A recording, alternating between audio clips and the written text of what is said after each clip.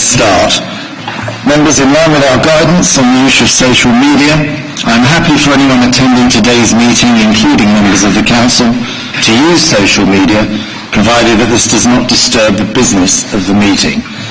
And in that connection, ladies and gentlemen, you will have seen the Extinction Rebellion protest taking place outside. Sadly, due to conduct issues, and upon advice from the police, I have taken the decision as chairman not to allow members of the public into the building to watch the meeting today. However, this meeting is being webcast, and therefore the public will be able to watch our proceedings via the Council's website. And let's have as few interruptions by mobiles today as possible, otherwise my Christmas fund will be swollen by £10 each time. Item 1, apologies for absence. Apologies have been received from Leslie Steeds, Graham Elwood, Jan Mason, Bill Chapman, Nicky Barton, Mark Warburton and Ben Carrasco. Any others? Yes. Cameron McIntosh, if that could be noted. Any others? Thank you. Turning to item 2. Minutes on page 9 of the agenda. May I assign the minutes of the Council meeting on 8th October 2019 as a correct record of the meeting? Thank you. Item 3, declarations of interest. Are there any declarations of disclosable pecuniary interess, significant personal interests or prejudicial interests that members wish to make at this point? Dr. Povey. Declare an interest as a trustee of the Surrey Hills Society. Thank you. Any others? Thank you. Item 4, my announcements, which again can be found in full in the agenda.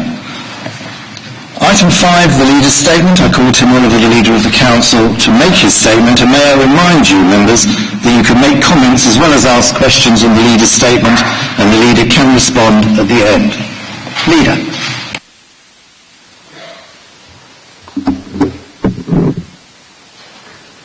Thank you. Mr. Chairman, no one would dispute that on a national level this has been a year of uncertainty, political earthquakes and division that in the final weeks of December will hopefully find some resolution in Thursday's general election. Let's hope the outcome brings greater stability and unity to our fractured country. However, despite the national uncertainty, Surrey County Council has continued steadfastly delivering for the people of Surrey. We have progressed and delivered a large part of our transformation programme across the piece, becoming an organisation that is financially stable, forward-looking and innovative. We are ready not just for 2020 and whatever that may throw at us, but also prepared for the longer term, committed to delivering the vision for Surrey 2030 and beyond. But we have to raise the bar to deliver for the people of Surrey. We have set out our organisation strategy, refreshed for the next 5 years, that identifies key areas of focus and which will provide a robust framework for all that we do in the years ahead. Mr. Chairman, I will highlight a few of those areas now, but I would encourage all members to look closely at item 9 of today's agenda, and in particular appendices A and C, which set out the 8 key areas and the impact statement. We are working with residents in every area of Surrey to identify and address causes of inequalities, especially in life expectancy. Surrey is widely seen as an affluent county, but here at Surrey County Council, we know only too well there are many people who do not have the same opportunities, quality of life or advantages. We are working to tackle the root cause of inequality, to increase access to opportunity, especially in the area of health and well-being, and narrow that gap and give people the chance to benefit from all that our wonderful county has to offer. Just last month we agreed to scrap the car parking charges across the countryside to encourage everybody to get out there and feel the health and well-being benefits of enjoying our commons. This will be followed in the coming months by an investment plan for our rights of way and our cycle paths, so we can make it easy for people to reach their local countryside without just relying on the car, and give Surrey a fitter future. Part of addressing the inequality issues is about supporting independence, helping residents help themselves and each other within their community. It's essential, if Surrey is to be a place that continues to thrive in the future, that communities across the county remain strong, that people continue to feel that sense of belonging and support, and that people can remain living in their home within their support network for as long as possible. We are committed to providing the tools and support to ensure that happens. Part of this is our project to build 725 new specially adapted homes that will enable elderly residents to stay independent with a better quality of life for longer and prevent admission to hospital. We are also well on the way to proper, meaningful integration of Surrey Heartlands Health Services with Surrey County Council services, so they're more effective, efficient and seamless for residents. We are all too aware of the confusion and complexity many residents face when having to deal with a myriad of health and social care issues and services, often at quite difficult times in their lives, when the last thing they need is further obstacles to overcome. By bringing services together to deliver a more holistic service, we will not only simplify the process for residents, we are certain we will provide better outcomes for people's health. This year, we have joined many other local authorities across the country in declaring a climate emergency.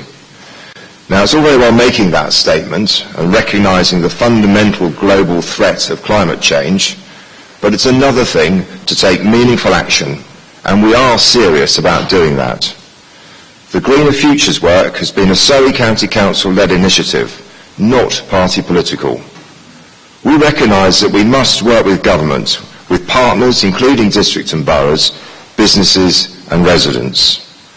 A lot of work has been undertaken since July, when we also committed to become a zero-carbon county by 2050, and this is reflected in the recent Scrutiny Task Group report. We will continue to develop this work and launch a firm action plan in April 2020. This will be a strategy that everyone in Surrey can take ownership of, and it is this collective responsibility that we must harness to make real change. This work may seem abstract to some, but as we all learn more about the consequences of climate change, we realise that it directly affects our quality of life, particularly that of our older residents, and those with existing health issues and those on lower incomes. So, in delivering real change, we are addressing many of the factors of inequality which I mentioned earlier. Another key driver to tackle inequality is to understand and remove the barriers that hold some people back. Embracing Surrey's diversity and recognising the benefits of a diverse workforce and population will make a real difference in making Surrey a place full of opportunity. This is a mission I'm going to take personal ownership of, bringing the diversity issue into my portfolio as leader and holding the whole council to account in addressing this aspect of inequality. The council's diversity workshops are proving invaluable in helping us understand the issues and the barriers facing staff from diverse backgrounds and underrepresented groups. That work will continue in earnest, informing our actions internally and helping us ensure Surrey can be a place where everyone can succeed and thrive. As we become a more outward-looking organisation, working with residents, businesses, partners and communities, I am confident that we will collectively meet challenges and grasp opportunities. There is an unbelievable amount of good work going on across the county, from businesses leading the way across the world in terms of tech and innovation, to voluntary organisations delivering life-changing opportunities for people every day in communities across the county. We are determined to harness that good work, support those delivering it, learn from it, facilitate more of it, to make sure everyone benefits and things continuously improve. Just last month in Cabinet we agreed papers delivering strategies for improving our universal youth offer and for modernising our library services. Central to both strategies is partnership working. In the case of our youth offer, we will work with the voluntary, community and faith sector partners to increase and improve the many excellent services they can provide in each area, offering the buildings we manage across the county, many of which are currently underutilised, at little or no cost. A huge part of our forward-looking agenda is, of course, investment. Investing in the infrastructure of Surrey needs to build a strong and resilient economy. We will be publishing our budget for the next financial year in January. It will be a budget that is forward-looking, sustainable and ambitious. Thanks to our tireless work in getting our financial position in order over the last 2 years, we are in a position to make real choices, to invest in our residents now and the next generation. We will set out that investment in detail, but it will include hundreds of millions of pounds to protect residents and businesses from flooding improvements in our roads and highways to keep Surrey moving smoothly, new educational needs, special educational needs school places, upgrading broadband capability across the county, investment in public transport and greener technology. We will also set up a community investment fund to support our high streets and to invest in projects that will make a real and lasting difference to our communities.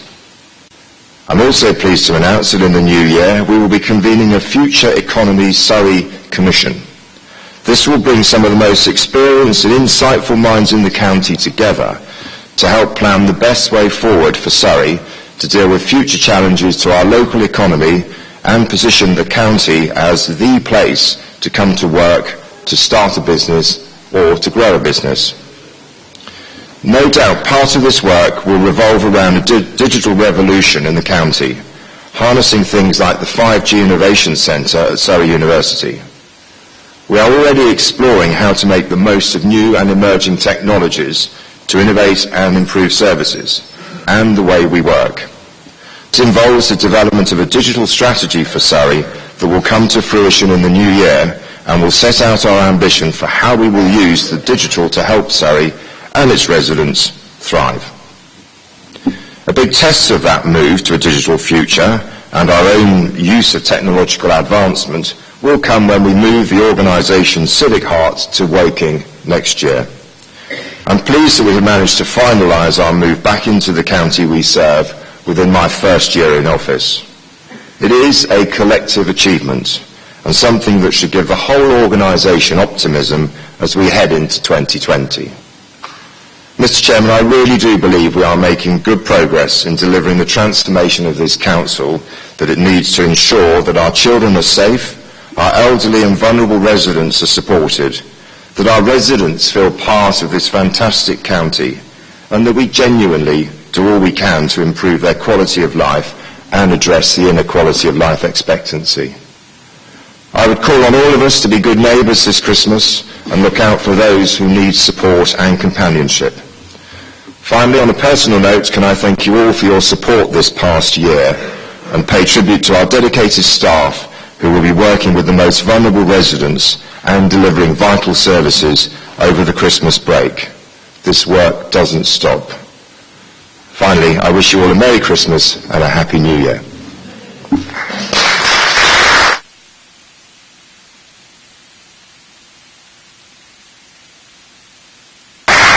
Thank you, Leader. Mr. Darby. Thank you, Chairman. Thank you, Leader. I have 3 items to cover: climate change, our 2020-25 strategy and Woking. I think we all accept that climate change should be at the top of the agenda. We need to take that further to ensure that in everything we do, climate change implications are considered. There has been a good start from the cross-party task group. This is another example of what can be achieved by working together.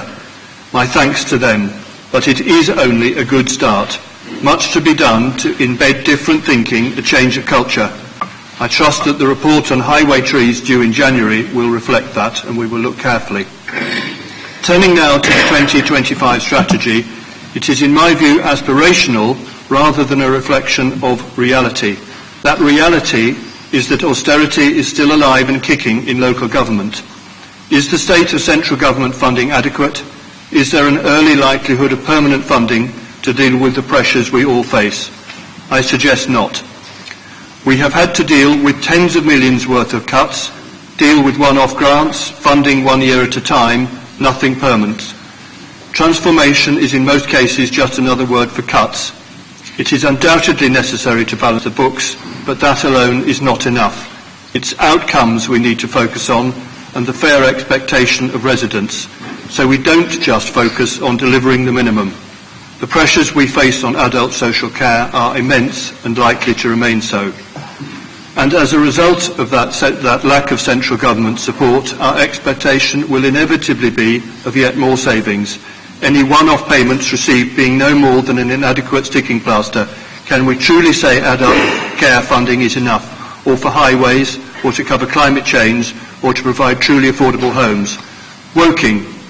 I have no problem with the principle of a move away from Kingston. County Hall is not currently fit for purpose, nor do I have an issue with the concept of agile working, one area which could be truly transformative, as long as changes in management culture are embedded now.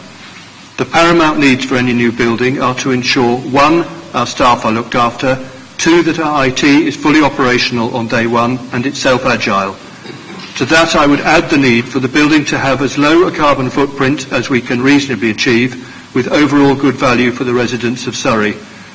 My questions to the leader are therefore whether in our haste to get Woking done, he is fully satisfied with all costings, that there are no undue risks on the financial side, and that all implications on the timing for the eventual disposal of County Hall are fully considered.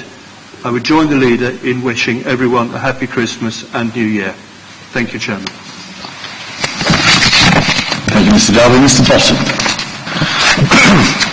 Thank you, Chairman, and I share many of the leaders' hopes that our fractured nation might be restored to unity and purpose. The exciting documents set out in the Council book are a challenge in many ways to our commitments to build a new future. But I would like to stress 3 key areas which need, I think, further work. Firstly, this Council needs to become more competent in its contract management and its delivery of services to residents in terms of their experience. It needs to continue to work on its sensitivity and its sympathy for those left behind, for those challenged by children with learning disabilities and special needs. It needs, and I welcome the Future Economy Surrey work, because one of the areas missing, in my view, is the need to invest in bus services which will get people off their cars, out of their polluting vehicles. We welcome the use of electric buses. We want to see public transport more integrated, more holistic, more varied, to provide more routes across Surrey to different services. But the real issues of social care reform, on which we passed a motion at our last meeting, will need addressing by government, and school funding cost pressures will need addressing by government. We will not build a better Surrey without policies from the top which help us to do so. And Mr. Darby's commentary about austerity, of course, is well made. I would like us then to look forward to the following year with some hope that we can genuinely influence government policy, that we can address some of our shortages in youth services, tackle county lines, and solve some of the cost pressures in our schools and public services. I welcome the continued positive and optimistic outlook that is brought to this Council, and I welcome the potential future investments which the leader has set out. My own commitment remains, as I know all of ours is, for the better competence, sympathy and sensitivity of our services as a Council. I wish everybody a Merry Christmas and a new year in which all our residents can begin to prosper again. Thank you, Mr. Bottom. Mr. MacLeod.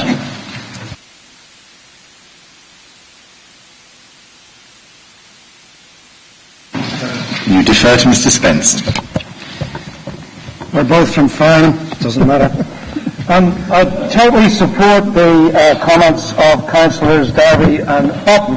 However, I do believe that I should give credit where credit is due. I mean, at the last meeting, the decision to return the recycling centres was marvellous. I've always supported the move back into Surrey. It was the subject of the first speech I ever made in this chamber, and whilst the issues about finance and so forth need to be looked at, it is absolutely the right step. And also, I want to commend you on the reversal of the decision to have the car park charges in the countryside. I think reversing that decision is the right decision.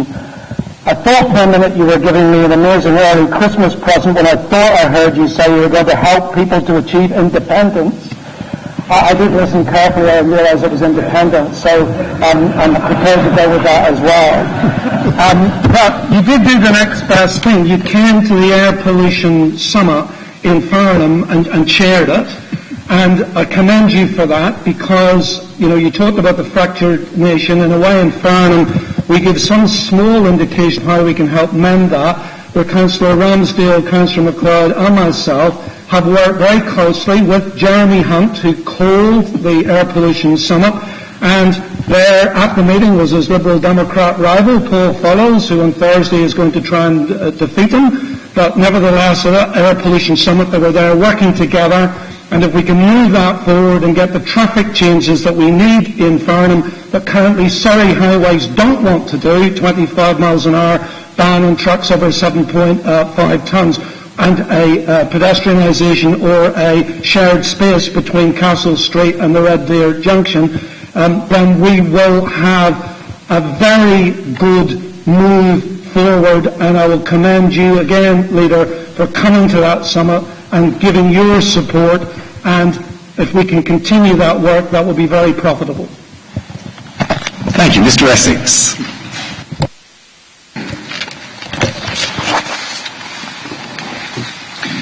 Thank you. Two brief questions. Firstly, on the Future Economy of Surrey initiative, can you confirm this will take on the climate emergency and also your stated commitment to tackle inequality across Surrey, so we don't move on these three issues in separate pathways, but actually our vision for the economy is one that deals with climate change and reduces inequality across this county. Secondly, in committing to declare a climate emergency, will you confirm Surrey County Council's opposition to the expansion of Gatwick Airport, who wish to dodge the government's climate targets and build a new runway 12 metres from the current emergency one, which alone will emit more carbon emissions than the whole of Reigate and Banstead?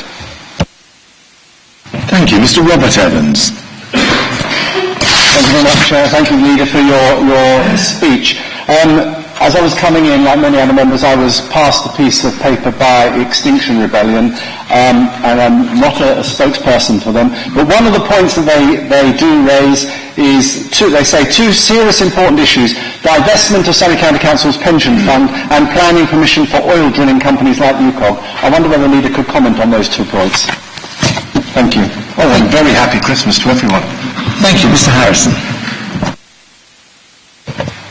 Thank you, Chairman, and perhaps in the season of goodwill to mention, firstly, my full support for the decision to keep all the libraries open. That's a very welcome change. Other changes will come in the library service, but I do welcome the commitment on all libraries and community libraries in particular. I'd like to, I was intrigued by the Leader's statement that perhaps our problems have gone away when we look at our budget for next year. I'm sure it's not quite that simple, but when I look at the current run rates in terms of expenses, I do see that the high needs block is a real problem and SEND is a continuing problem this year. I'd like to hear what the Leader has to say about our resolution of that and why he's so confident that we can balance our budget effectively, and how he's going to address the needs of SEND children. Thank you very much. Thank you. Leader, would you care to respond?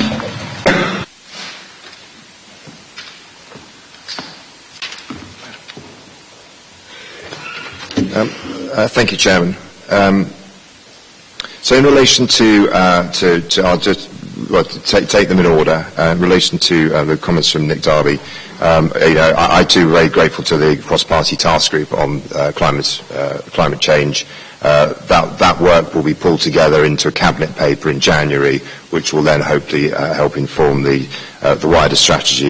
All of the Surrey MPs, we will be inviting them in, and we will be setting out details, in detail, what we need here as a county council within Surrey. So you can rest assured that we will continue to push that even harder, whoever the new government may be, but certainly if it is Boris Johnson. In terms of Woking, yes, of course. I mean, there's making sure that the issues around agile working and so on, and the support and training are given to staff is absolutely crucial to that. One of the advantages in moving from this building is that does give us that opportunity to address that in a transparent and appropriate way. The Chief Executive has done a number of road shows. There's been staff feedback. We have taken advice and listened to the experiences of other authorities around pitfalls. So that and IT, as Nick Darby says, is absolutely key to that. There will be a digital paper on the digital in January Cabinet, which will sort of start to pick up some of that. But I'm confident that that we will get to a good position on that. And on your last point around, am I satisfied about the costs? So yes, I am. There are some numbers that have been in the Part 2 Cabinet paper. The headline price is in the public domain, and we have paid what Woking paid for it, and no premium on that. And there is a member working reference group which all of the group leaders have joined, and I hope that through that group you'll have complete transparency of what the fit-out costs will be, and indeed how the building is fitted out to make sure that it is suitable not only for our staff but also for members. I appreciate that many of us spend a lot of time in this building, and the facilities here over the years seem to have sort of deteriorated. So we need to make sure that those, whatever they're replaced with, are entirely appropriate. In terms of Chris Bolton's comments around competent contract management, delivery of services, I mean, that goes absolutely to the heart of the transformation program. Transformation isn't just about changing costs or cutting costs. Transformation is about doing things in a better way and delivering those services in a better way. Entirely accept that needs to be done sensitively and appropriately for our residents. There is undoubtedly areas that we can improve on, and we continue to do that. The work is not done here. I've never suggested that it is, and I'm not sure I will ever be able to suggest that it has been. The work has been finished. All I can tell you is that there is a very real focus and a very real desire to improve our residents' experience and to make sure that the services are accessed easily and appropriately. Of course, social care reform needs addressing. There was no commitment, I don't think, in any of the manifestos as to how to do that. There are many good ideas that others have suggested. It does need to. This is not a political issue. This is a society's issue, and we do need to all come up with a collective solution as to how to do that. Particularly in Surrey here, we have an ageing population faster than many other parts of the country. So it will be a real pressure for us as we move forward. And indeed school funding, I mean that is something that the Conservative Party have given a commitment to.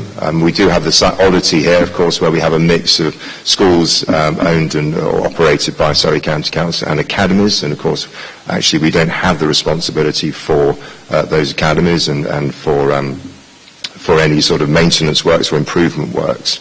But we do need more funding. There has been some already committed, and hopefully there will be more to come. But I'll make the point again that we will continue to lobby hard government on things that we need to deliver those services to our residents. Listening to Stephen Spence, I did realise it must be Christmas. I don't think I've heard such a positive endorsement, so thank you very much for that. Absolutely get the point around pollution in Farnham. It was a very good meeting. I thought it was very collaborative and very productive. I gave my commitment to work with the Borough Council and with other key stakeholders to find a way in which we can address that. Certainly, when we're looking at the infrastructure projects and the piece of work we're doing there, that will take into account Hickley's Corner, and also on the buses. As many in the cabinet, certainly in the offices now, I'm very, very keen on Surrey County Council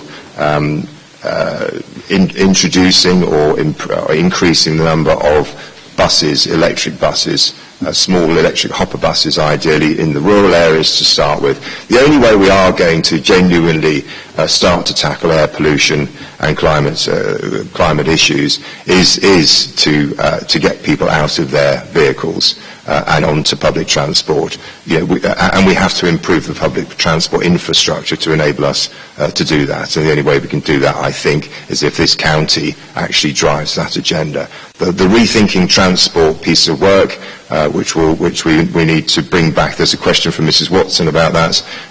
There will be something coming back in the very early part of next year on that piece of work. But that is all about getting people out of their own car onto public transport or into shared transport. And I'm confident that we will really be able to move that agenda forward during the next year. To Jonathan Essex's point, the future of the economy here in Surrey will pick up all aspects of everything that we do and also all of our partners do. Inequality is, as I think you all know and hopefully know, the two golden threads that run everything that we do here are improving the quality of life for our residents and addressing the inequality of life expectancy within Surrey. And financial sustainability. But those two things are a key part of what is driving our behaviour and the way in which we're approaching it. That is why we are very keen to work closely with Surrey Heartlands as the deliverer of health services. There's some work being done on something called the Social Progress Index, which Michael Coughlin and his team are leading, which will give us real data down to a ward level on deprivation issues. So we all know those as representatives where those areas are, but this will give us some proper data on that. You will have seen, hopefully you will see if you haven't done already, that last week the Health and Wellbeing Board approved not only the 10-year strategy, which they had in previous meetings, but also the three key priority areas and the metrics that sit underneath that. So there are about 38 of them, real measurable things that go to the health and inequality issues. And we will look back at those on a regular basis to see that we have moved that dial. So all of that work, whether it's around the climate, whether it's around inequality, whether it's around supporting the growth in businesses here, particularly the start-up businesses and the SMEs, small medium enterprises, that's where our growth is going to come from, I suspect, rather than necessarily large national businesses, and that's where our efforts should be. In my own division, we're working with a business startup group who I hope will be taking some space in the library building, which is free, both free in terms of space and free in terms of use of it. And those are the sorts of things that I hope you will all be thinking about and coming back with suggestions and ideas. To Robert Evans' point on the letter from Extinction Rebellion, it's a shame that as the chairman has said, I'm afraid there were some incidents this morning which made it unsafe to allow people into the public gallery. It made it unsafe for members here. It certainly wouldn't want to put any of you at any sort of risk.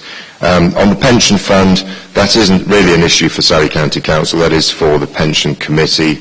They are looking at that whole issue. And I think that's a matter that should be taken up outside of this meeting through Tim Evans as chairman of that member pension group, but it's not something that directly we as elected members have any control over. That is for the trustees of the pension fund.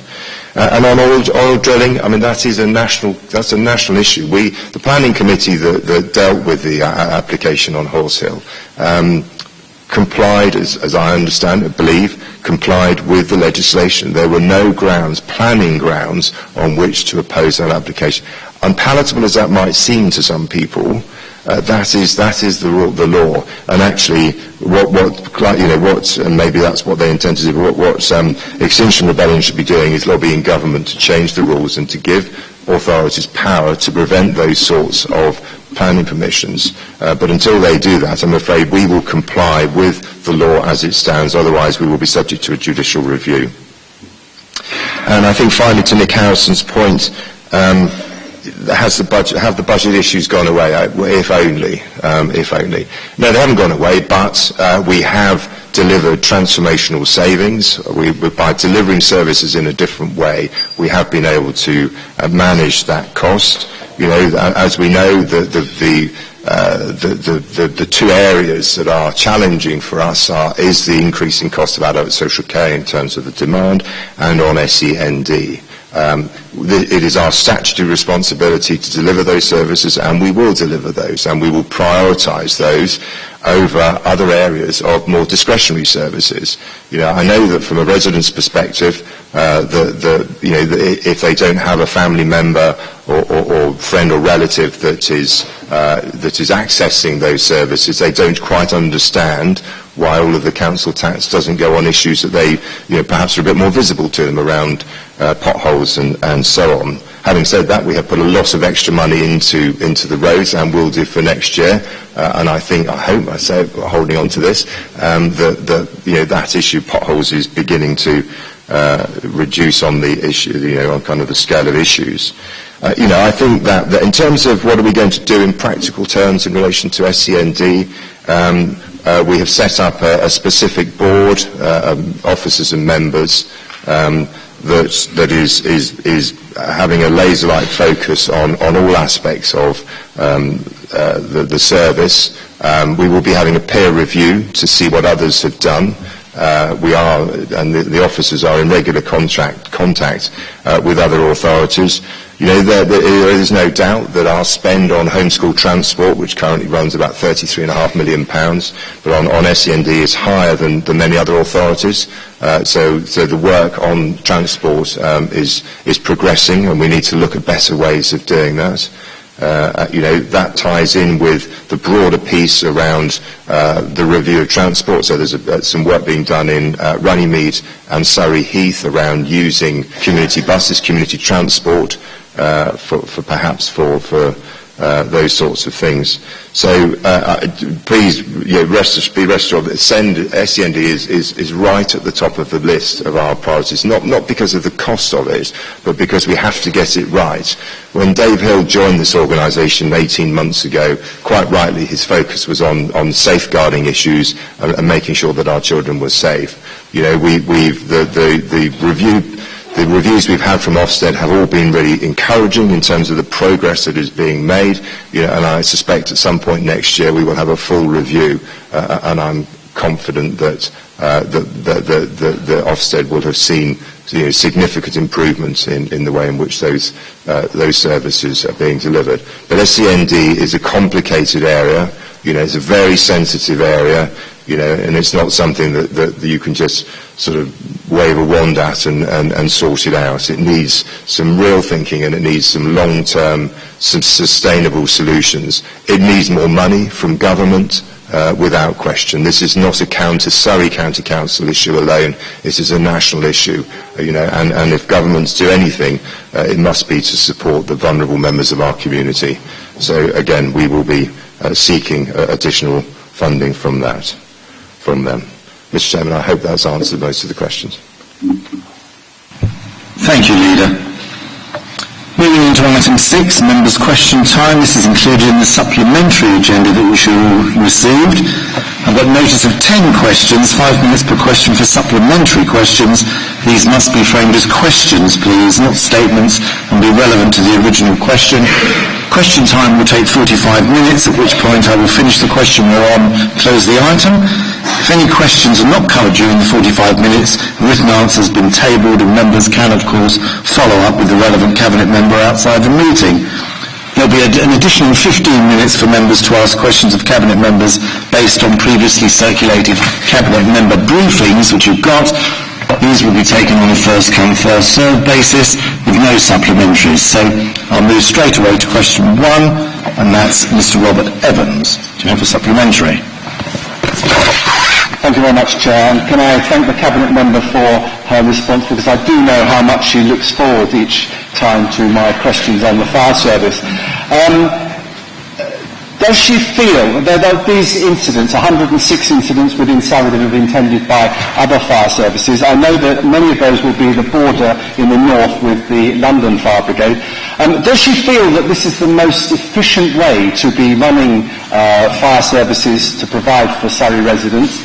Speaking with firefighters recently, they expressed some concern about the different approaches of other fire services, the different training, not just the different equipment, but the way that they went about things. But they were particularly concerned about the inadequate water rescue, or the lack of contingency for the water rescue service, and if they were a major water incident within Surrey or on the London borders, there was insufficient cover for this. What assurances can she give residents on these matters? Thank you. Thank you, Councillor Evans, for your question. You've talked about the location of the incidents, and as you can see, we reciprocate far more than we receive in terms of what we receive from other services. Our water rescue facilities, as you know, are based in Wharton and in Fulbridge, and are equipped adequately to meet the risk. And as the risk changes, obviously we have significant flooding pressures in Surrey, and particularly in the north of Surrey, that provision will follow.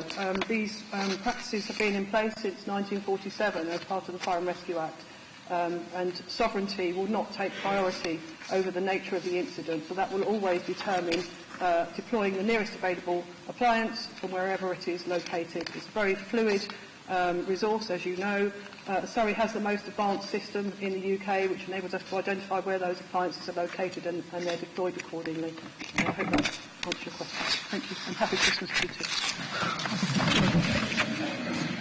Thank you. Question 2, Ms. Thompson. Do you have a supplementary? Thank you. Moving question 3, Mr. Bottom. I thank the leader for his very helpful answer, which is a hugely useful clarification of some of the issues set out in item 9 of the agenda, and I hope that the papers will be corrected to reflect what is a helpful statement. Thank you, Mr. Essex.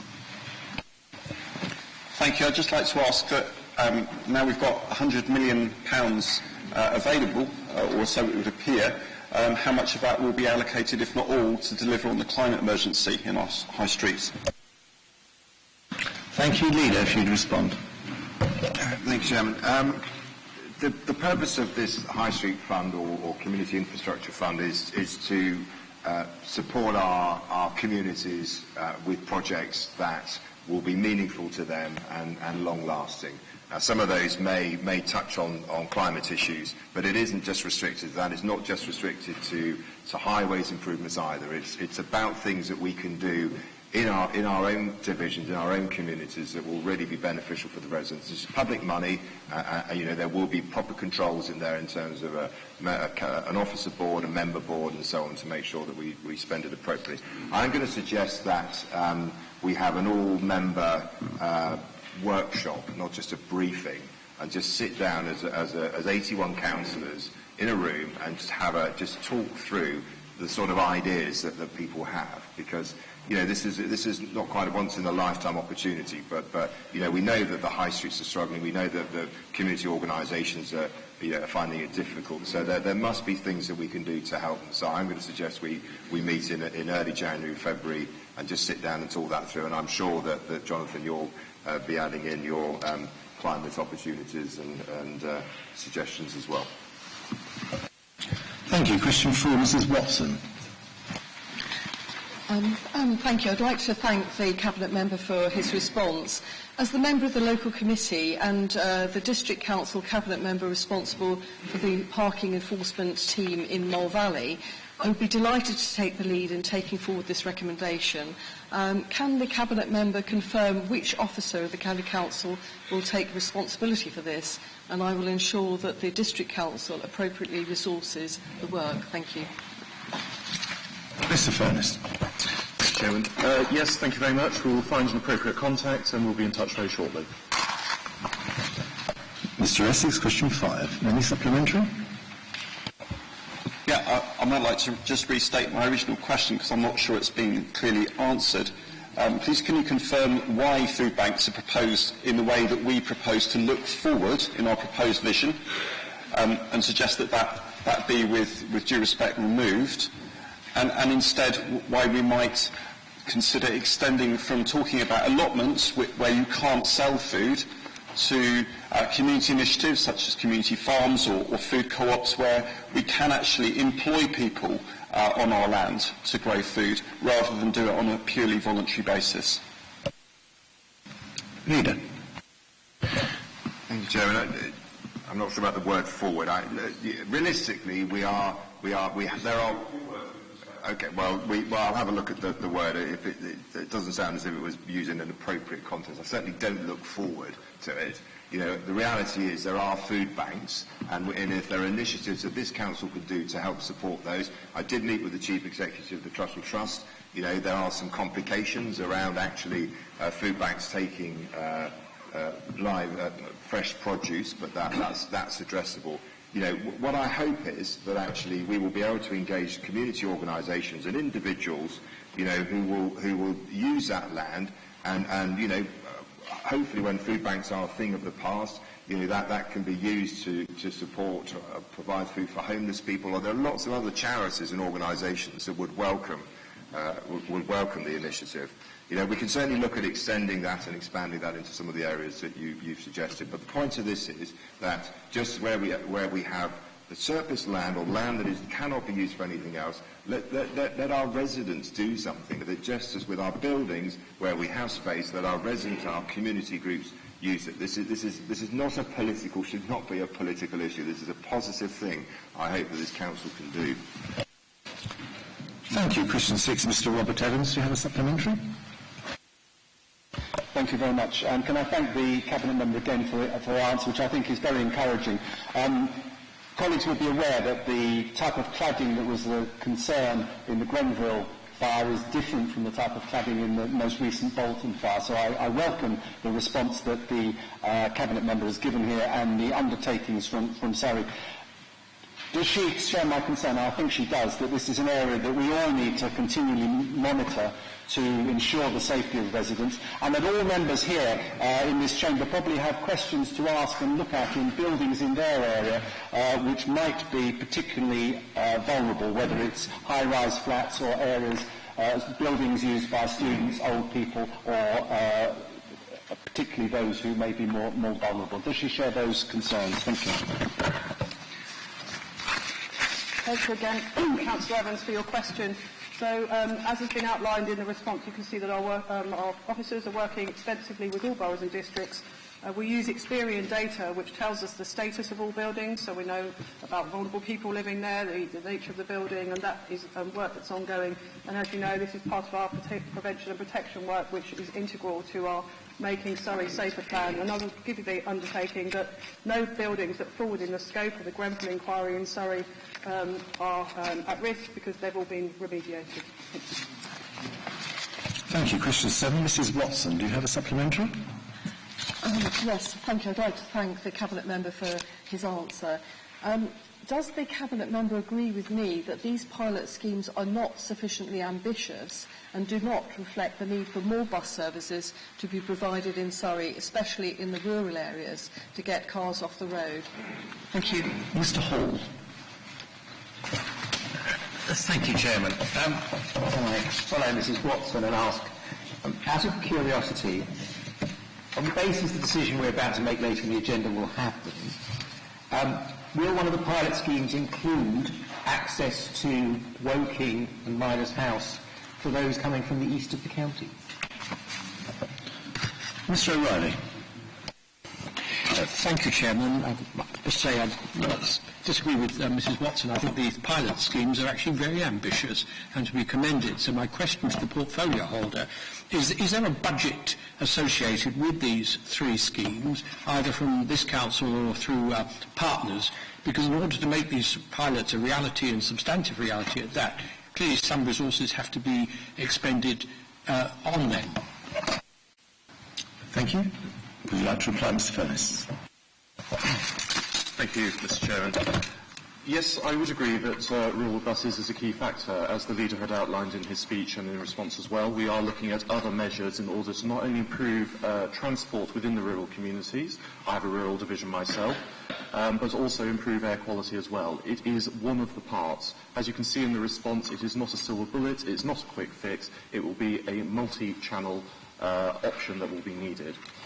In regards to access to Woking, we will be looking at seeing how we can ease members' travel as well as others to Woking. That is part of the package with the Woking move. And very lastly, yes, everything is being budgeted with business cases being put forward, which will go through the appropriate channels and the committee processes before approval. Thank you, Chairman. Thank you, Question 8. Your second question, Mr. Essex. Do you have a supplementary? No, thank you. Question 9, Mr. Robert Evans. Your third question. Do you have a supplementary? Thank you, Chair. I have lots of supplementaries, but I won't put them because I'll just continue a conversation with Councillor Goodman. I think if I could say, if he had his time again, would he rewrite the last sentence because it doesn't make much sense? Thank you. Thank you. Don't think that needs much of a reply. Question 10, Mr. Jonathan Essex. Third question. Do you have a supplementary? No, thank you.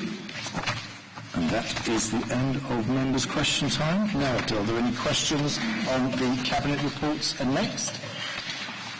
I don't see any, so thank you very much. We will move... Kay Hammond, thank you. We're speeding on at such a rate, Mr. Chairman, that some of us, we need time to sort of think we are going to raise our hands. Thank you. With regard to the member... statement from Mary Lewis. The first part of her statement talks about the integrated care system. And I'm very pleased to see that the Council is now leading on commissioning of the children's health provisions for Surrey Heartlands and will strengthen the way we deliver services for children, not only within social care but health. And so would the member please sort of say that, of course, this is endorsing our future strategy, and we're well on the way to doing that by integrating health and social care services for the benefit of our young people. I think it's a tremendous innovation that we're doing, and we're well ahead of the game. And so is it correct that we are now moving at pace to improve the services, not only for our looked after children, for which we're all corporate parents, but also all children within our area that we serve? Thank you. Care to respond? Thank you, Chairman. Members will be aware that there was a member briefing yesterday about all aspects of children's services, and if you weren't able to be there, I hope that you will watch the recorded version, because I'm sure that will be equally good. Lots of questions were asked then, and it was evident from the presentation by Dave Hill, our Executive Director, and from the range of questions asked, that everything in the area of children's services is continuing at pace and lots of change is happening. What's particularly exciting about the fact that we are now able to take over the commissioning of all the provisions for children's health is that this area comes across so many of our priorities. We've said that this Council's priority was to improve children's social care and there are lots of health implications in that. In SEND, we rely really heavily on health to do their part of the work, to make sure that children with special needs and disabilities are looked after. Our own Children with Disabilities team is going to be one of my strong focuses for the early part of 2020. I think it's part of the Council that we really need to look at and improve at pace. And again, health is integral to that. If we can be responsible with colleagues in health, but we take the lead on this for the commissioning of services in the area of health for children.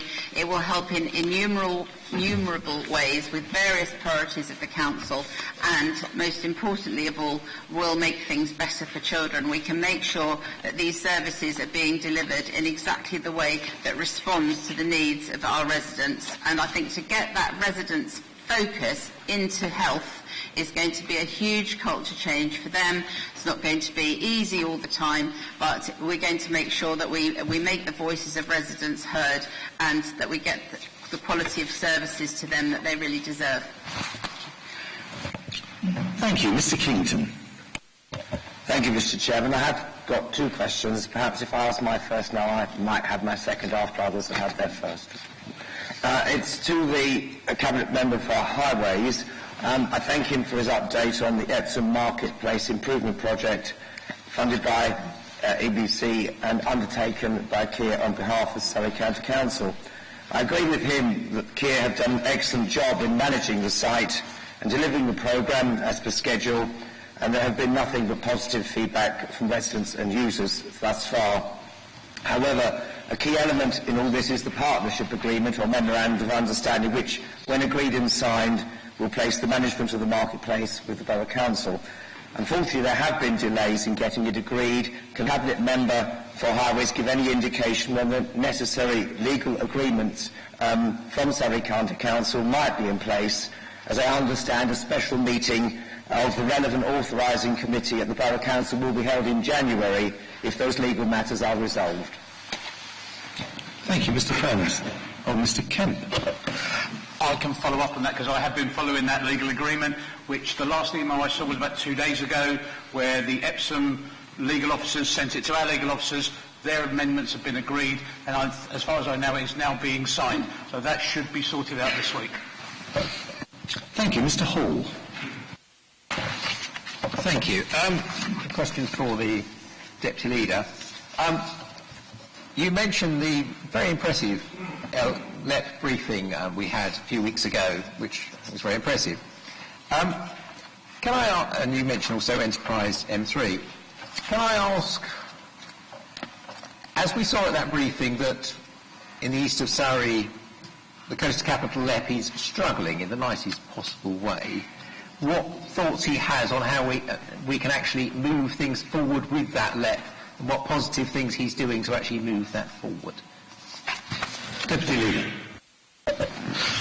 Thank you for the question. Yeah, I mean, it is a difficult question. It came out in the briefing we had. We are working with both LEPs on bringing that forward. The east of Surrey, coastal capital, have been in a little bit different place, but actually the future of all of the LEPs are in question.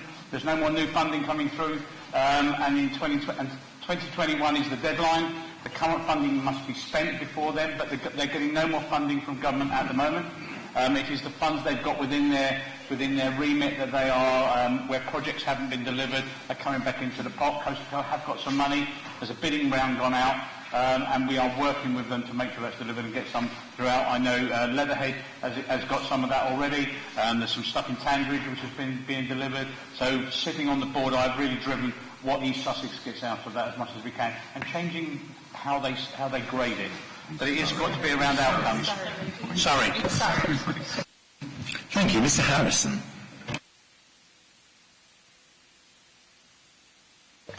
Thank you, Chairman. I think I should declare an interest as Chair of Governors of a primary school in Surrey, maintained private school, primary school.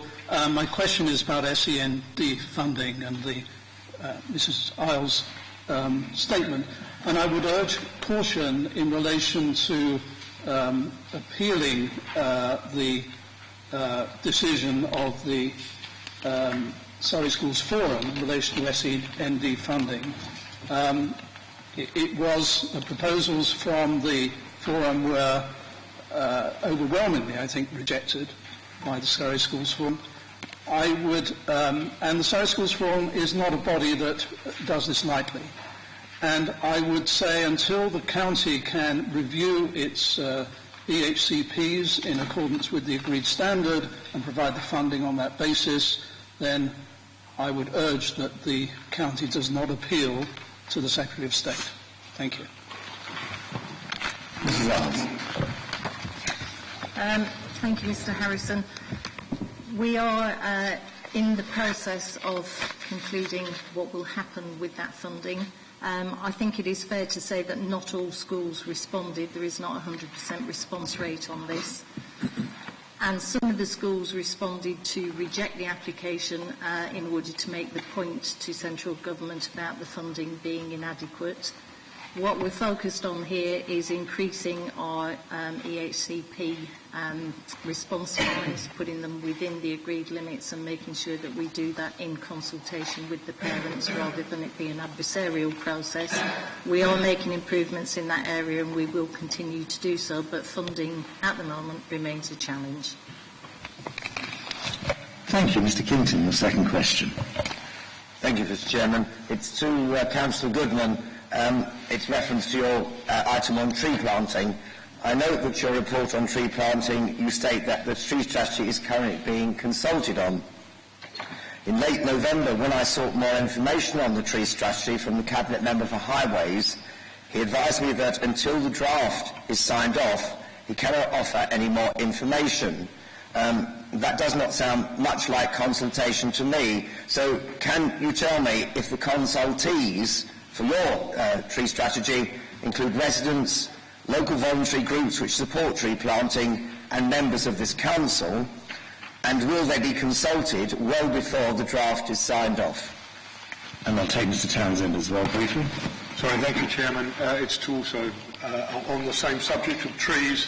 I have a local group that want to plant 10 trees in a local area. Surrey has agreed it. They've given forward a company that will do the planting of the trees. The cost is well over £3,000, which is extortionate. It's twice the price that this company was charging 2 years ago, and it is the company that the Surrey is recommending. Can I ask the Cabinet Member, are there other options that Surrey will go forward with? Because I've actually got people locally within this tree planting that will willingly go and do it themselves for nothing, and they are a local group. Thank you. Thank you. Mr. Essex, is your question on trees as well? No. Okay, if we could respond then, please. Do go ahead, Mr. Walsh. Thank you, Chairman. It's just last minute, just in response to Chris. This is about trees. We have tree wardens in Spelthorne, and £30 for a tree, or 35 I think it's just gone up to put on the highways and anywhere else. And so it seems to be a total disparity across Surrey, and I think maybe that's something that the Cabinet Member should address so that the whole of Surrey gets the trees at the right price. Thank you. Thank you. So, Mr. Goodman, you can go ahead now. Thank you. I'll answer the last two and then I'll come back to Mr. Edom. We've been talking to many people who will plant trees for us, because it's not just about planting the tree, it's about the maturity of the tree over the next 30 or 40 years. And we've been talking to these companies, and I cannot give you actual details, but these companies do want to work with us. I do not recognise the figures you have suggested, and certainly I know the team don't. But if you send me the details, I'll get the team to actually get in contact you. But the point that Richard raised, I've been talking to a lot of companies in terms of our residents who are doing residents who are doing this work in tree wardens, and they're very much part of the work we want to do, and I think a really key point. With regard to Mr. Keane, there are two consultations. One is the overarching tree strategy that we would have actually launched 10 days ago, but because of a certain thing that was happening called the election, we were advised not to launch it formally for consultation and to do a soft launch. All the boroughs and districts will be given copies of it, as well as a number of organisations. If there are particular people who've got comments to make, please let's have this, because we've got till probably mid-February to actually finalise it. We want it to be the right strategy. As for the urban trees, Matt, I know, is working on that. His is a separate piece of work, but it will dovetail into the bigger piece of work on tree strategy for Surrey. And I think I'm very excited by reading Matt's first draft of it. There's some really good stuff in there that they really want to work with residents. Matt, I'm sure, will have some more things that he's able to share with you. But it is work that's really going at a pace. Thank you, Mr. Goodman. We've gone over our 15 minutes, but I'll use my discretion to allow 2 more questions. Mr. Essex and Mrs. Muir. Mr. Essex. Thank you. I think this question for Denise Turner-Stewart, but I'm happy for it to go elsewhere if not. You note in your report the plans, not just ongoing improvement in maintenance, but the improvements of our rights-of-way network. In light of that, would you agree that it would be useful for us to have a dedicated cycle planner to make sure those improvements actually happen? There's been a drop-off in the last year when we haven't had one, and also that there will be sufficient capital budget to sort out where bridges are out of action on the network. Thank you, Mr. Essex. Yes, I can give you an undertaking that we have a significant capital investment plan. I'm happy to share that with you. With regard to the cycle routes, where there is work looking at, obviously, blending or merging cycle routes with footpaths, but that's something that probably you would address Councillor Furness on. But I'm happy to have a conversation and give you assurance around the significant investment plan in our rights-of-way network across the whole of Surrey. 3,000 miles, almost the equivalent of our highways network, and it's all going to be addressed. Structures as well will be addressed, but I'll certainly share the detail with you. Thank you. Thank you. And finally, Mrs. Muir. I'm not sure who wants to take this question, but can the responsible Cabinet member confirm that priority has been given to achieving parity of provision and funding for both mental and physical health, both through our own actions by lobbying all involved to drive towards these goals? One of the Cabinet members take that? I think the lead is appropriate. I was looking for the Deputy Cabinet Member for Health. I can't give you that absolute guarantee, but what I can tell you is there is an awful lot of work being done around the provision of mental health services, including CAMS, which will be going out for re-tender next year and so on. So it's the work that we're doing, but also the work that Surrey Heartlands are doing is very focused on our mental health services. So I'll get you an answer, specific answer to your question, but rest assured there is considerable investment going into addressing that. Thank you, Leader. That's the end of item 6. Moving to item 7. Statement by members. I've not received any. Item 8, original motions. I have received no notice of any original motions this meeting. So we can move to item 9 on your agenda on page 37, the Organisation Strategy 2020-2025 and the next phase of transformation. And I again call the Leader of the Council to introduce the report. Thank you, Mr. Chairman. As members will remember, a lot of work was done last year in terms of our 2030 vision with our residents, with businesses, and with our partners, and we created that strategy, which was really a roadmap for improvement of our services and indeed addressing some of the relationships with those stakeholders. So the paper today, on item 9, is really an update of that vision. It was always intended to be a living document, and it should be a living document. Things change, and we must make sure that what we're doing and the way we're addressing it is the right way. It also sets out the 8 areas that we will be focusing on over the next 5 years. I would encourage you to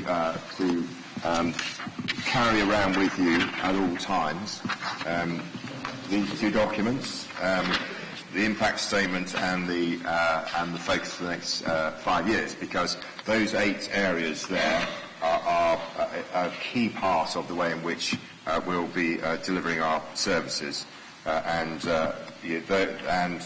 not only we'll continue to review them, we'll also continue, obviously, to review how the services are being delivered to implement them. It is all an absolute part of our modernisation programme, our transformation in the way in which these services are delivered. I mean, I've just looked at what Jonathan Essex was saying, actually, about looking forward. I mean, I think it's slightly disingenuous to say that we're looking forward to food banks. Maybe looking ahead might be a more appropriate word. At the end of the day, what it does set out on the impact statement of things that we have done, that we have delivered collectively as a council, and things that we will be working on and delivering as we go forward. So some pledges there to our residents. So it's an important document, and I would encourage all members to make sure that they have thoroughly read it. If there are any issues or questions on it, then very happy to take those offline. Thank you, Chairman. Thank you, Leader. Yes, we have had this before. I've got one question so far from Dr. Povey. Thank you, Chairman. Well, I particularly welcome the focus for the next 5 years and the item on creating a greener future. I mean, I think, as the Leader said in his opening remarks, we're very lucky to live in Surrey. It's a wonderful place to live. Part of that is the fact that we have the AONB taking up a huge percentage of the county, which just makes it such a lovely place to live. I just wanted to call attention to a project in one of the villages that I represent, where for part of our climate change initiative, we're looking at having heat pumps on the 4 public buildings in the village. These are ground source heat pumps, and if people don't know what a heat pump is, it's basically like a refrigerator but in reverse. So in a refrigerator, you're cooling a unit and you're pumping out the heat at the back. A heat pump, you're kind of using it the other way around. You have coils buried in the soil which cool the soil, and the heat that it extracts goes into your building. So they probably wouldn't completely replace a modern heating system, but they would probably take 50 to 75% of what you need in terms of heat, and it's much more carbon neutral. And actually, on thinking about it, perhaps that can be the first bid for the Community Investment Fund, but it also meets Councillor Essex's point that it's for climate change as well. But it also struck me when I was thinking about it, and this focus on a greener future, of all the things that were going on within the council at the moment around climate change, around the planting of trees, biodiversity work on the countryside estate, increasing recycling, reducing waste. Just the whole thing is around keeping Surrey sustainable for the future, and I welcome that part of the 5-year plan.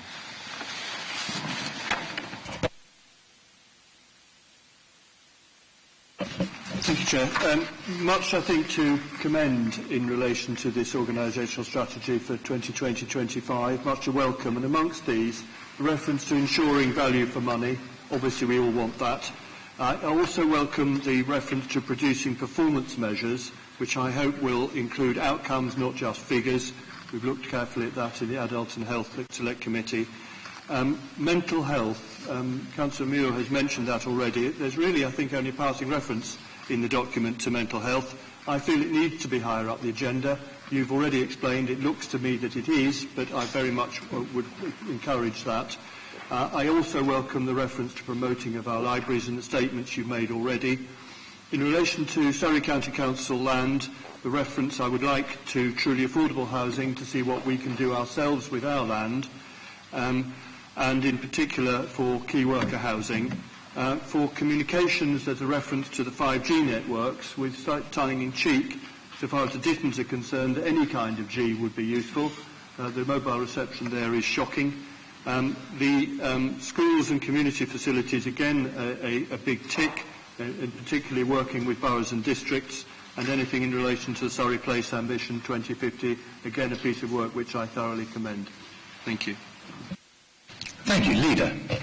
Chairman, just to comment on a couple of those things. I mean, absolutely, this is all about outcomes. It's not just about numbers. It's about genuine improvement of outcomes. I mean, the mental health strategy is a key part of the overall health and wellbeing strategy. I mean, this council has some responsibility for that, but at the end of the day, that really sits with Surrey Heartlands and with NHS. So whilst it might appear there's only a passing reference in here, it's absolutely a key plank to that health and wellbeing strategy. On housing, obviously, that's a matter for us to work with the district and boroughs. They are the authorities. We will do what we can to support that. And if you think you've got a problem with a mobile phone signal in Thames, then come to Isha. Thank you, Leader. So the recommendation, Council, is on page 42 of your agenda, and it is the Council are asked to approve the Surrey County Council Organisation Strategy 2020-2025. Are we agreed? Agreed. Item 10, Member Development Strategy, page 81 of your agenda.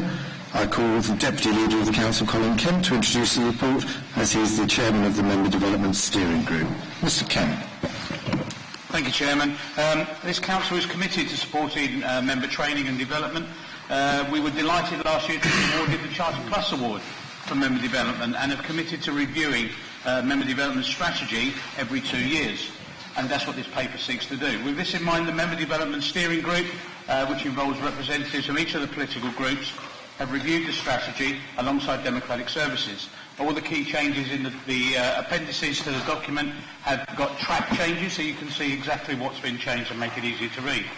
But some of these changes include a commitment to increasing engagement in member development, for example, through increasing online access to training, introducing new module for induction training focused on community leadership, including courses in areas such as social media skills, dealing with resident inquiries and facilitation skills.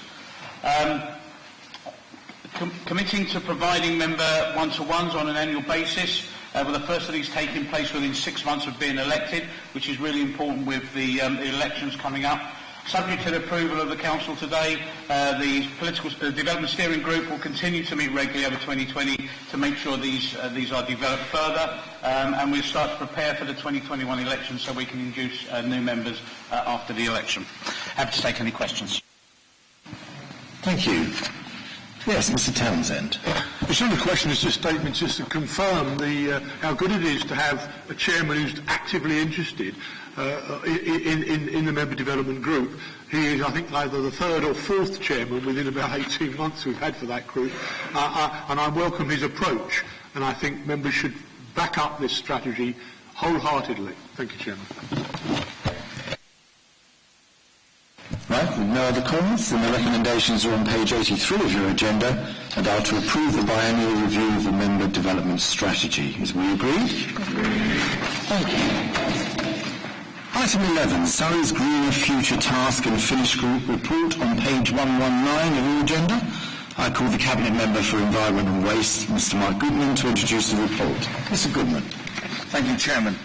Before I start, I think it's disappointing that those people that have come here today to demonstrate are not here to actually see and hear exactly what Surrey is doing to tackle climate change. I understand completely why they've not been allowed, but I hope they will take the opportunity of looking at the webcast to see the work we are doing.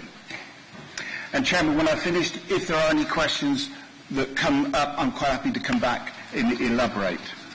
I want to take this opportunity, first of all, to thank the task group who have produced a call for action that is both ambitious and necessary as we start to develop actions to tackle climate change. Task group, you completed this work in just over a 5-month period and committed considerable time to ensure you produced a quality report, which you have. I'd like to thank the officers and the 18 different witnesses that contributed to the report or offered support going forward. Thank you. Some members may feel the actions will be challenging, and my answer is they need to be if we are to tackle climate change.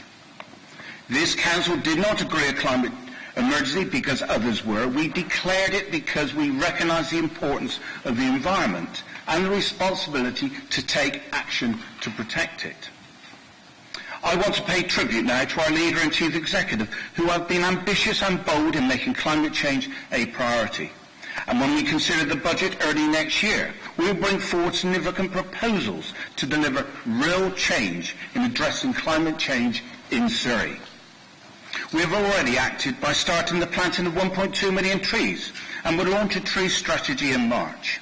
We are committed to having only ultra-low emission buses in Surrey by 2030 and developing a smaller electric hopper electric services in the next few years.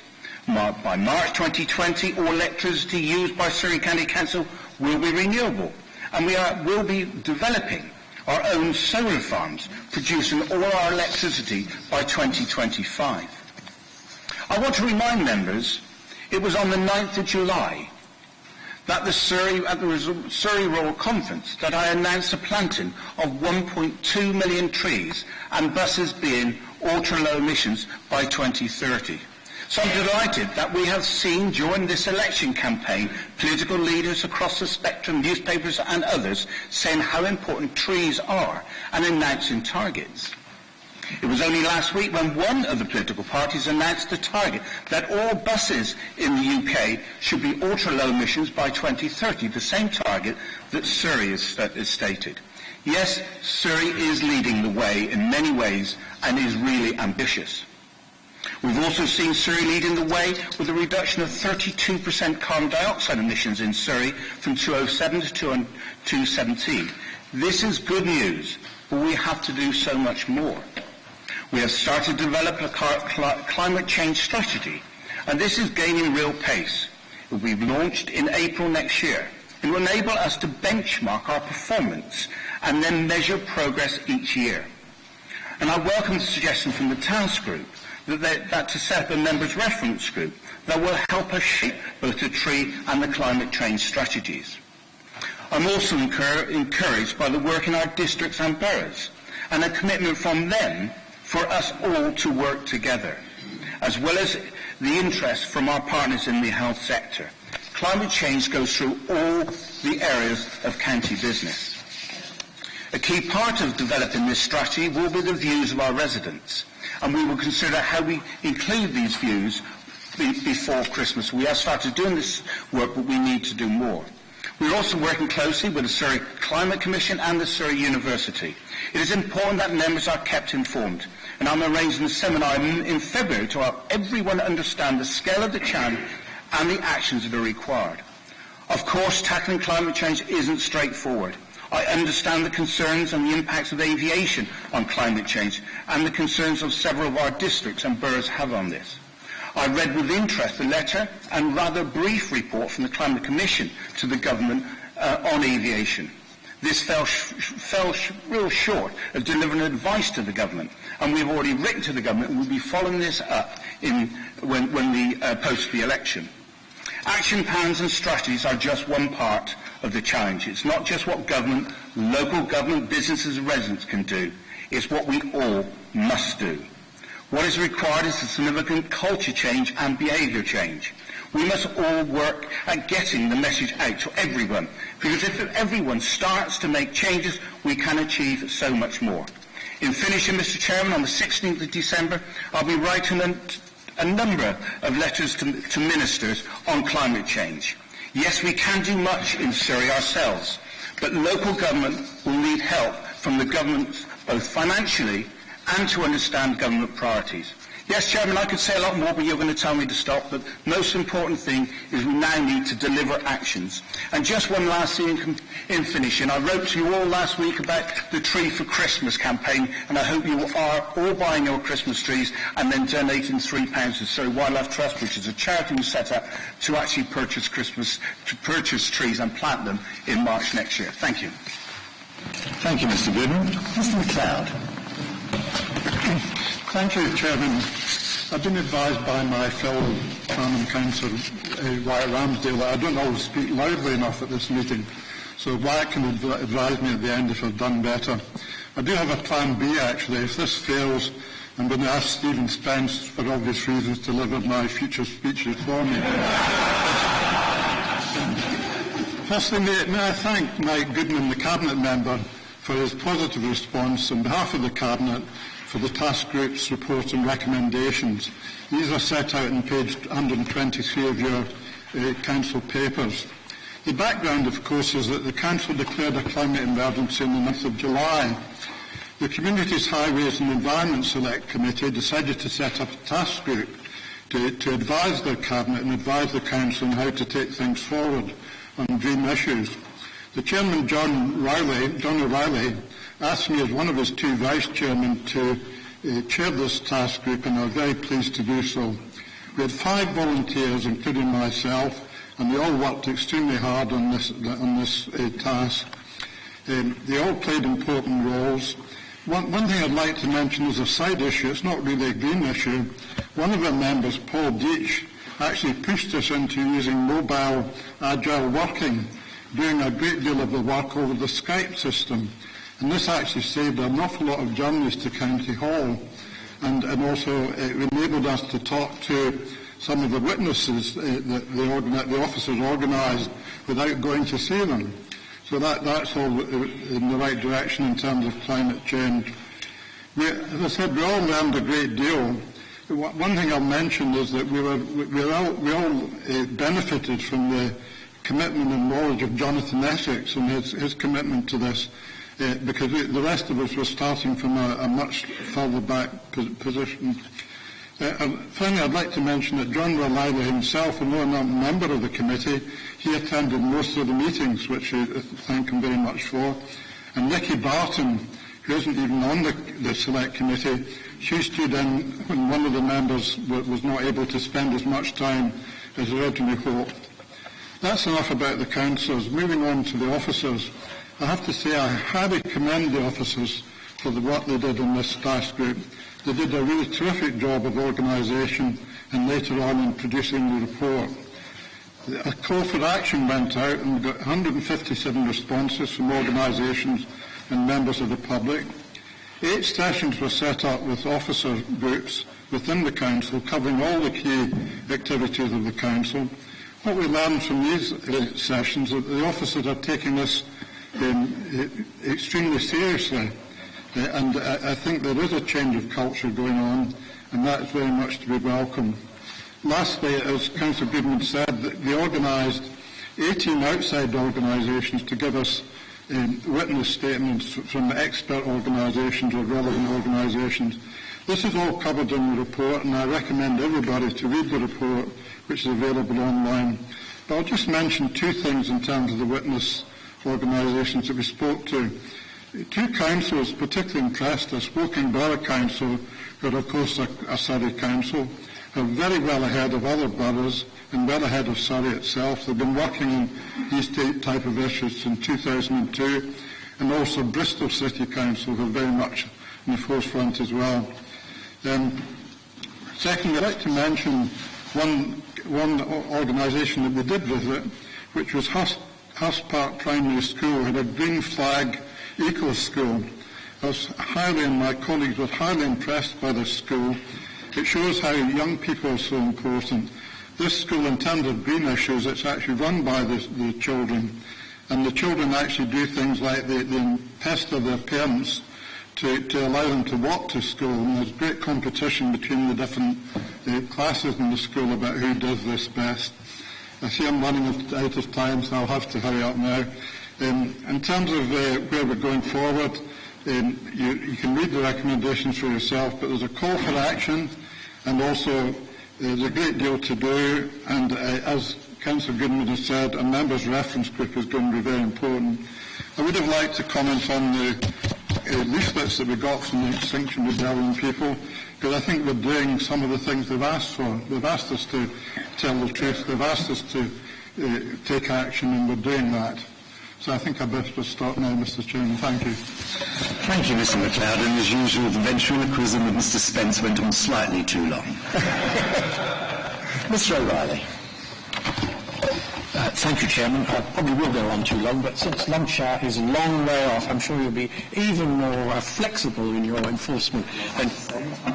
I know, I'm only teasing. Yeah, I'm taking up time already. Seriously, Chairman, the first point I'd make is more of a kind of process point.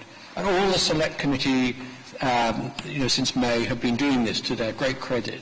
And it shows that when ordinary members, us, the rank and file members, work together with the support, as Andy MacLeod has just said, of officers and outside witnesses, we can make a difference. We can be part of that policy-making process that many of us, as backbenchers, feel that we've been excluded. And I think the task group work is a good example of that process of being part of the policy-making, as indeed, as I've just said, other select committees are doing. Turning now to the substantive point, and again, there's huge agreement, total consensus on this issue. We have declared this climate emergency. All the speakers up to now, including from the leader onwards, have said that we have to be substantive. This just cannot be verbal statements. It has to be backed up. And, I think our ambition, our collective ambition, is not that Surrey should be part of the pack. We should be in the vanguard of tackling this issue in a sensible and strategic form. We have to be, as Mike Goodman said, very ambitious if we are to achieve our objectives. And the first indication, as the leader has said in his remarks, and it's been a theme throughout the discussion, the first down payment will be in the budget to see whether there are funding for new initiatives. Because although we, in order to make this journey a reality, we need the funding to do it by this council and with partners. And I'm confident from what the leader and Mr. Goodman have just said that funding for these projects to make a real difference will be forthcoming. It is a kind of down payment, but it shows our credibility in this regard. Chairman, the watchword has to be radicalism. We have to be ambitious, as I say, and radical, but we must also be grounded in realism. We cannot go as far or further than that which our residents are prepared. We've got to, in a sense, lead our residents, inverted commas, without being patronising. But we must still work on the basis that our residents will be comfortable, will be supportive, that their behaviour will change just as our behaviour will change. If we can succeed in that, there is every prospect that this county will indeed become a vanguard in the fight against climate change in a responsible way. And therefore, like Andy, like Mike Goodman, the three recommendations on the order paper are ones that I would wholeheartedly commend to the council. Thank you. Mr. Harmer. Thank you, Chairman. I'm going to strike a slightly different note, and that is that at the same time as doing all the good things, the positive things towards a greener future, we also need to try to restrict people who would like to do the opposite. There are people who I see from rural division, I see there are people who are determined to remove the green part of Surrey, replace it with black or buildings, as the case may be. And this is to do with the planning regime of the country, actually. And I know planning is not our business. It's the sort of planning I'm talking about. It's the business of the district and borough councils. But I do think that as part of the whole strategy, we ought to be lobbying government to reposition the balance of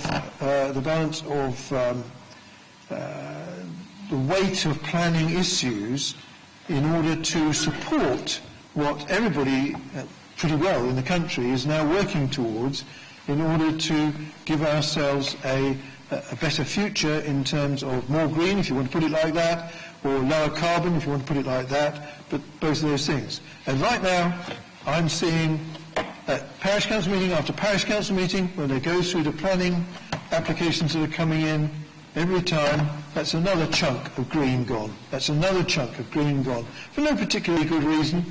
You know, the housing requirements could be dealt with in other ways. You know, and the development happens where there aren't any buses, so that means more cars as well as just the removal of the green area. So all of those things need also to be done. Otherwise, it won't be however many million trees we set on that we need to plant by 2030 or 2050. It'll be double that number. in order to compensate for the losses that have happened in the meantime. Thank you. Mr. Essex.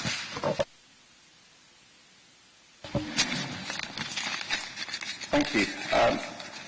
And thank you, Mike, for your response, particularly with including the word ambition, as I think it's important that we make sure that our response and the level of ambition we have is all-encompassing in terms of the different sectors this must cover and the true scale of the challenge. And I hope that we take on board the call of action of the task group, which was a collective produced call of action, and rather than wait for these things to be embedded in an action plan going forward, that some of them are seen as quick wins, things that we can get on and do now. So I hope that when the Cabinet come back and report in January, and when there's that collective report in April, we can say not just what we're going to do, but start to say what we've already started to do and what we've already accomplished. And I'd just like to just say two things which was responded from a couple of climate forums we held as the Surrey Climate Commission. The first one we had, there was two overriding themes that came back from the residents which we spoke to. One is they want to be seen as part of the solution, not part of the problem. Too many times it feels that politicians are saying, it's the individual actions that you take that matter. But if we take the lead, we need to make it easier for people to do the right thing. And then in terms of people doing that, being part of the solution, you mentioned the need for significant culture and behaviour change. Now what Leeds have done, if they've had a big climate conversation, particularly focused on the issues of aviation, and I think we could also in Surrey look at the issue of car use, because I don't think we can transform our use of public transport and our use of walking and ourselves, if you like, and cycling, unless we have the public behind us and there's that real appetite for change. So I'd urge you to consider investing in such a public conversation. And secondly, I think the feedback we had was that people don't believe us as politicians are going to do something unless we show that we're prepared to put our money where our mouth is. That we need significant investment for this. It needs to be at least that which we've just committed for the Community High Street Fund. And that means it needs to be more money than the money we have. So I think I would urge you to strengthen our dialogue with the local enterprise partnerships and government to make sure that we can get money that's flowing through those routes as well as what we can raise through our capital and revenue budgets. Thank you. Mr. Hawkins. Thank you, Chairman. I believe I'm to take over as chairman of our own Surrey Heath Borough Climate Change Committee, and in that role I'll be working very closely with Mike as a resident of Surrey Heath. Really it's a plea to him. It's fascinating looking at the work that's been done to date, and I view that as a start of a 10, which we all accept it is. Certainly, I would like to see a greater emphasis in the documentation coming forward on how we deal with our own estate. We have to take this lead. We have to be the ones that are taking the lead. We've got to drive forward a firm policy on all our buildings, on all our estate, down to the detail of using solar energy and the storage of that energy. And that is the big, big challenge to us all. We can all have solar panels on our roofs, but currently the network can't take that energy. We need to find ways, we need to encourage government to encourage greater investment in the storage and the development of batteries that are economic, that households can use to store that energy so it can be reused at night time and work that forward. These are ideas that I would like to see come forward in the Cabinet paper, and that very much, and I know Mike and I are going to be both borough and county working very closely on doing those sort of elements. Thank you, Chairman. And finally, Mr. Goodman. Chairman, I think so much has been said that I think is really important. I think the only thing I would add, I'm going to take all the points that people have said and have shared, and I think the important thing is we will not do this unless we all work together. And that, to me, is absolutely crucial. And I must say, I've been round all but one, and I have Surrey Heath to do next week, and Gillian and I have been round them all. And I have to say, they want to work with us, and want to work in partnership with us, and that is going to be really important. It's a very exciting time ahead, a lot of work to be done, and I look forward to bringing back to Council next year some very exciting strategies. But the point is, we've got to deliver those as well. It's no good talking about it, we must deliver it, and that's really important going forward. Thank you, Chairman. Thank you. So the recommendations are on page 120 of your agenda, and are that the Council notes the task group report on the Cabinet members' response to their recommendations, adopts the call for action Annex 1, and agrees to the development of a zero carbon strategy and action plan. Are we agreed? Thank you. Item 12, report of the Cabinet on page 125 of the agenda. I call the leader to present the report of the meetings of the Cabinet held on 29th October 2019 and 26th November 2019. Thank you, Mr. Chairman. I beg to move the reports of the meeting of the Cabinet held on the 29th of October and the 26th of November 2019. Thank you, Leader, and I'll take the numbered paragraphs as follows. So I call paragraph A. Thank you. So the recommendation is to approve the acquisition... Oh, I'm sorry, Mr. Forster. Thank you, Chairman. Firstly, I have to apologise for being late, but that apology is really the railway and RMT, but apologies for me, all the rest. And obviously I have to declare an interest as a member of Woking Borough Council. I just wanted to ask, because I've raised this at Cabinet, as Chairman of the Oversight Panel and a Borough Councillor in Woking, obviously I'm completely neutral on the location. Let's be honest, I'm very pleased of the town of choice, but also the location. I do think it works. But I have to set aside my sort of cheerleading role for my hometown and the civic pride for a second. Just want to highlight value for money concerns. At the task group and then at the Cabinet, I have asked, and the task group has asked, we want to have an independent valuation done. Eventually one was agreed, and I would hope we would have one before we make a decision today. And I was told when I went to the Cabinet we would have had an independent valuation for us to view. We still don't have one, which I find quite frustrating. I was promised one by today. Even I checked my emails this morning, just in case I had to speed read it. I have not had one. The fact that one's being waived now is great, but that's not exactly ideal and best practice for scrutiny. It's not exactly best practice and scrutiny, and I am concerned about that, and I hope members have time to read it. If they don't, I worry that we can't make a decision, which is quite frustrating. But I think in principle this decision is great, but I want to know the independent valuation. And the previous item, we just talked about climate change. So it would be useful if the leader could explain the energy rating of the building that we're about to move into, what plan we've got to make that energy rating better. Actually, moving to a good quality county hall is vital, but it will save us money on energy efficiency. But that's because this place is so appalling now, of course it's going to. I'm also concerned that we're talking about buying a lot of parking spaces when we're trying to say it's a climate emergency. So I think we need to link these two items together, Chairman, and I would welcome the Leader of the Council's comments on that. Thank you. Mr. Townsend. Hey, Chairman, I just want to echo the comments of the previous speaker. I think on this subject, if I speak to my residents, one of the things they want to know is the balance of monies between the building here and what we're paying for elsewhere. And at the moment, I feel there is some cloudiness, let's put it that way, about that. And I find it very difficult to respond to members of the public who are quite interested in what we're doing as far as Woking is concerned. Obviously, location-wise, it's done. I would have thought Dorking was much better. We own the site and such. But leaving that aside, I think also the agile working aspects of it are brilliant. I have no problems with that at all. But I think on the financial, as the previous speaker said, I'm also on the group with him.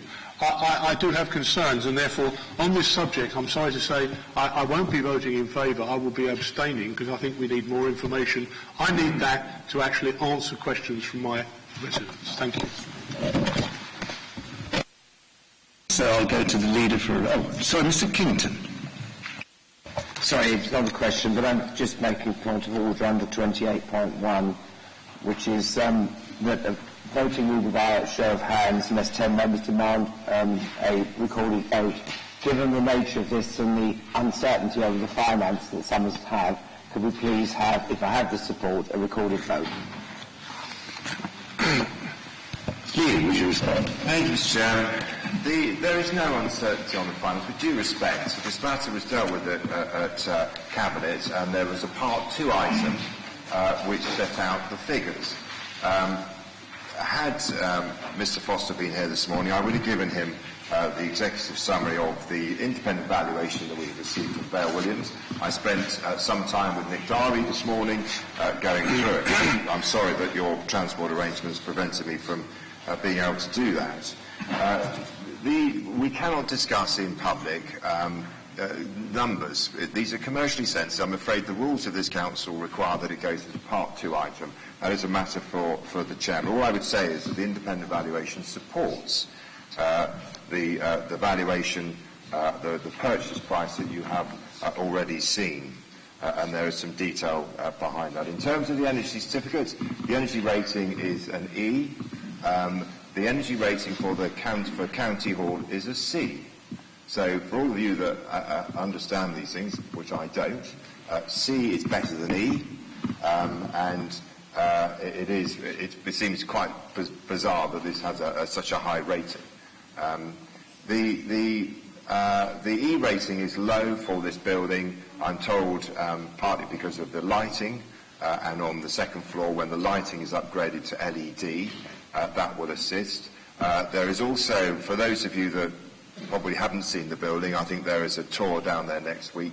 There is an open atrium, which one of the proposals is to look to cover that, which may well form or enable us to create the council chamber. That's something that the member reference group can have a look at. If that is covered, that will improve the energy rating.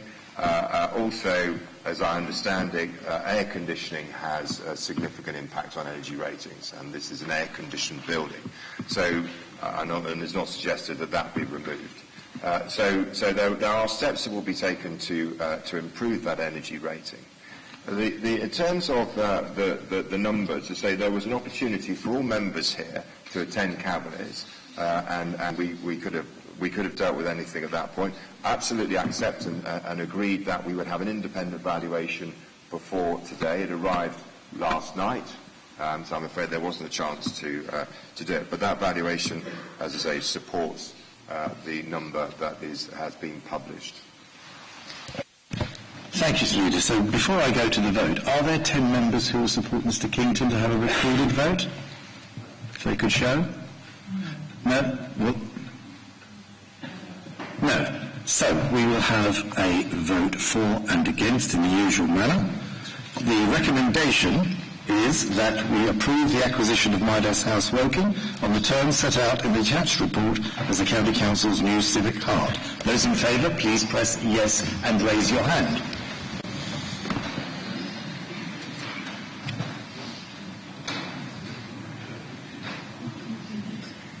Now those against, press the button as well. Any abstentions?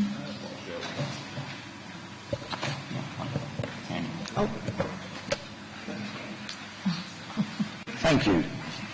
So the result is 56 yes, 2 no, 8 abstentions. The motion recommendation is agreed. Thank you. Moving, I'll call paragraph B. Already approved, so a recommendation is to approve the Surrey County Council Organisation Strategy 2020-2025 as reported at item 9 of the Council agenda. Are we agreed? Paragraph C. Paragraph D. Paragraph E. The recommendation is that Council notes that there have been no urgent decisions in this quarter. Are we agreed? And the motion is that the report of the meetings of the Cabinet held on 29th October 2019 and 26th November 2019 are agreed. Thank you. Item 13, final item on the agenda today. No notification of any questions on the minutes have been received. So happy Kwanzaa, happy Hanukkah, happy Christmas. Meeting ends.